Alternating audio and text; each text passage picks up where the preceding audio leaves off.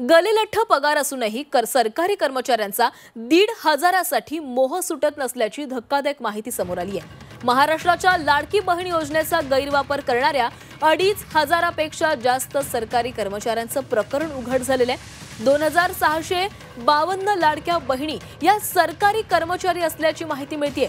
जवळपास 1.25 लाख कर्मचाऱ्यांच्या तपासणीतून ही धक्कादायक बातमी समोर आलेली आहे। या सरकारी कर्मचाऱ्यांनी लाडकीचे तब्बल 3,58,00,000 रुपये लाटलेत।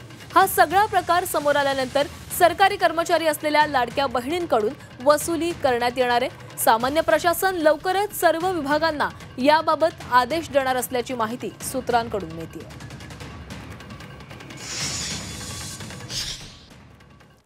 2,652 सरकारी कर्मचाऱ्यांनी लाडकी बहीण योजनेचा लाभ घेतलाय। 1.5 लाख कर्मचाऱ्यांच्या तपासणीनंतर 2,500हून अधिक कर्मचाऱ्यांनी लाडकींचे पैसे घेतलेले आहेत। ऑगस्ट 2024 ते एप्रिल 2025 पर्यंत 9 महिन्यांमध्ये हे पैसे लाटण्यात आले। लाभ घेणाऱ्या सरकारी कर्मचाऱ्यांमध्ये वर्ग 3 आणि वर्ग 4च्या महिला अधिकाऱ्यांचा समावेश आहे। अजून 6 लाख कर्मचाऱ्यांची अशाच पद्धतीने तपासणी केली जाणार आहे। सरकारी कर्मचाऱ्यांना योजनेचा लाभ घेता येणार नाही असा शासन निर्णय आहे। लाडक्या बहिणींचे पैसे लाटणाऱ्या सरकारी कर्मचाऱ्यांकडूनच याची वसुली केली जाणार आहे। सामान्य प्रशासन लवकरच प्रत्येक विभागाला याबाबतचा आदेश देणार आहे अशी माहिती सूत्रांनी दिली आहे। नाही, मला असं वाटतं की आता त्याची तपासणी सुरू आहे।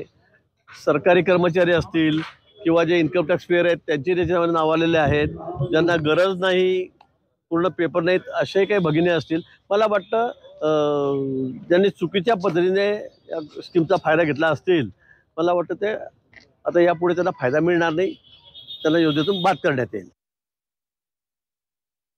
सरकारने त्यावेळेस मताच्या लालसेपोटी कोणतंही या योजनेमध्ये क्रायटेरिया लावले नाही। सरसकट सगळ्यांना पैसे पाठवले।